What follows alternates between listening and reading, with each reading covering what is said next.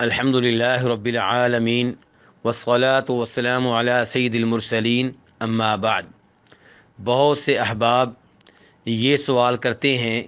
کہ وہ جانور جن کو شریعت نے حلال قرار دیا ہے، کیا ان جانوروں میں کچھ ایسے اعضاء ہوتے ہیں جو حرام ہوں، جنہیں کھانا مکروہ ہو یا جنہیں کھانا درست نہ ہو؟ تو گزارش یہ ہے کہ جس جانور کو شریعت نے حلال قرار دیا ہے وہ پورے کا پورا حلال ہے، الا یہ کہ قرآن و حدیث سے کوئی ایسی دلیل مل جائے جس سے پتہ چلے کہ اس حلال جانور کا کوئی ایک ایسا عضو ہے یا دو ایسے عضو ہیں جو حرام ہیں، حلال نہیں ہیں۔ مثال کے طور پہ اللہ رب العزت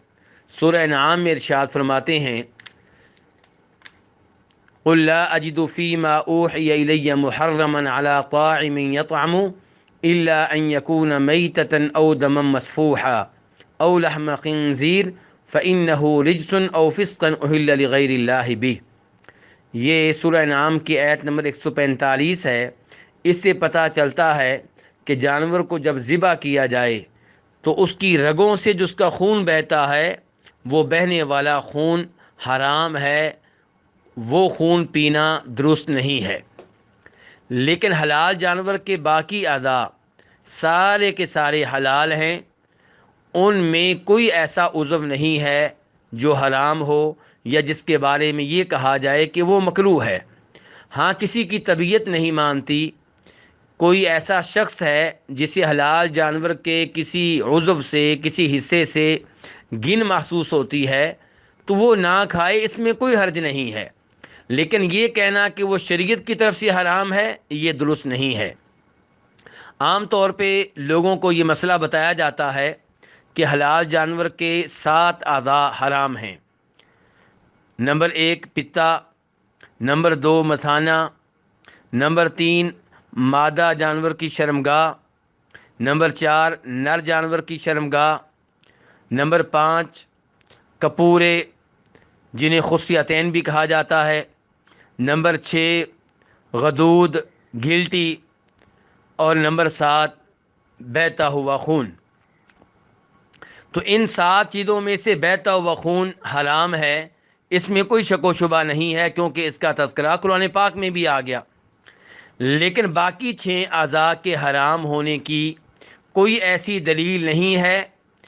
جس پہ اعتماد کیا جا سکے، جس پہ اعتبار کیا جا سکے۔ اس بارے میں 1-2 روایتیں ملتی ہیں، لیکن وہ نبی علیہ الصلاۃ والسلام سے صحیح سند سے ثابت نہیں ہیں۔ مثال کے طور پہ امام طبرانی رحمہ اللہ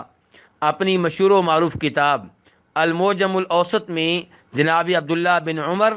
رضی اللہ عنہما سے روایت کرتے ہیں کہ نبی علیہ الصلاۃ والسلام بکری کے 7 اعضاء کو، 7 حصوں کو مکروہ جانتے تھے، ناپسند کرتے تھے، حرام جانتے تھے۔ پھر انہی 7 اعضاء کا تذکرہ کیا گیا ہے جن کا ذکر میں پہلے کر چکا ہوں، لیکن یہ روایت ضعیف ہے، نبی علیہ الصلاۃ والسلام سے ثابت نہیں ہے، کیونکہ اس کی سند میں ایک راوی ہے عبد الرحمن بن زید بن اسلم، یہ علماء کرام کے ہاں متروک ہے، اور ایک اور راوی بھی ہے یحییٰ، وہ بھی ضعیف ہے۔ اس لیے اس حدیث پہ اعتبار نہیں کیا جا سکتا، اور اس کو نبی علیہ الصلاۃ والسلام کی طرف منسوب کرنا مناسب نہیں ہوگا، کیونکہ آپ علیہ الصلاۃ والسلام فرماتے ہیں جو میرے ذمے جان بوجھ کر ایسی بات لگائے جو میں نے نہیں کہی، اس کا ٹھکانہ جہنم ہے۔ اس لیے وہ چیزیں جن کی نسبت آپ علیہ الصلاۃ والسلام کی طرف اچھی طرح ثابت نہ ہو، انہیں آپ کی طرف منسوب کرنے سے گریز کرنا چاہیے۔ موجودہ زمانے کے بہت بڑے محدث شیخ البانی رحمہ اللہ اپنی مشہور و معروف کتاب سلسلۃ الاحادیث الضعیفہ میں حدیث نمبر 4292 میں واضح کرتے ہیں کہ یہ روایت نبی علیہ الصلاۃ والسلام سے ثابت نہیں ہے۔ دوسرے نمبر پہ اس سلسلے میں جو روایت پیش کی جاتی ہے وہ امام مجاہد بن جبر المکی جناب عبداللہ ابن عباس رضی اللہ تعالیٰ عنہما کے مشہور و معروف شاگرد ہیں، ان کی روایت ہے کہ وہ کہتے ہیں کہ نبی علیہ الصلاۃ والسلام بکری کے 7 اعضاء کو ناپسند کیا کرتے تھے،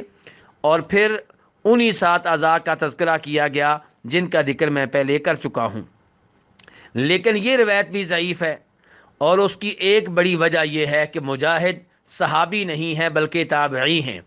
اور جب کوئی تابعی یہ کہے کہ نبی علیہ الصلوۃ والسلام نے یوں کہا تو وہ روایت مرسل قرار پاتی ہے، اور مرسل روایت ضعیف ہوتی ہے، اسے نبی علیہ الصلوۃ والسلام کی طرف منسوب کرنا درست نہیں ہوگا۔ اور اس کے علاوہ اس روایت کی سند میں ایک اور راوی ہیں واصل بن ابی جمیل، یہ راوی بھی اس قابل نہیں ہیں کہ ان کی بیان کردہ روایت پہ اعتماد کیا جا سکے، اس لیے شیخ البانی رحمہ اللہ نے اس روایت کو بھی ضعیف قرار دیا ہے۔ تو خلاصہ کلام یہ ہے کہ جب جانور کو ذبح کیا جائے تو اس کی رگوں سے جو خون بہتا ہے وہ حرام ہے، اسے پینا درست نہیں ہوگا۔ اس کے علاوہ حلال جانور کے تمام اعضاء حلال ہیں، حلال جانور کے تمام اعضاء، ان کا استعمال، انہیں کھانا درست ہے، اور کسی کو یہ حق حاصل نہیں ہے کہ کسی ایسی چیز کو حرام قرار دے جس کی حرمت اللہ رب العزت کے قرآن سے ثابت نہ ہو، اور جس کی حرمت نبی علیہ الصلوۃ والسلام کی صحیح احادیث سے معلوم نہ ہو۔ البتہ اگر کوئی ایسا عضو ہے جس کو کسی کی طبیعت نہیں مانتی، وہ نہیں کھانا چاہتا، تو اس میں کوئی حرج نہیں ہے۔ شریعت کسی کو اس بات پہ مجبور نہیں کرتی کہ وہ کسی چیز کو کھائے جس چیز کو وہ کھانا پسند نہیں کرتا، لیکن شریعت اس بات کی بھی اجازت نہیں دیتی کہ آپ اس چیز کو حرام قرار دیں جس کو اللہ رب العزت نے حلال قرار دیا ہے۔ اللہ تعالیٰ اپنے نبی علیہ الصلوۃ والسلام کو مخاطب کر کے قرآن حکیم میں کہتے ہیں، یا ایھا النبی لما تحرم ما احل اللہ لک، اے نبی صلی اللہ علیہ وسلم، آپ ان چیزوں کو حرام کیوں قرار دیتے ہیں جن چیزوں کو اللہ نے حلال قرار دیا ہے۔ اللہ رب العزت سے دعا ہے کہ وہ ہمیں قرآن و حدیث صحیح معنوں میں سیکھنے کی توفیق عنایت فرمائے، اور ہمیں اس بات سے محفوظ رکھے کہ ہم اللہ یا اللہ کے رسول علیہ الصلوۃ والسلام کی طرف کوئی ایسی چیز منسوب کریں جو قرآن و حدیث سے ثابت نہ ہو۔ وصلی اللہ تعالی علی نبیہ محمد وآلہ وصحبہ اجمعین۔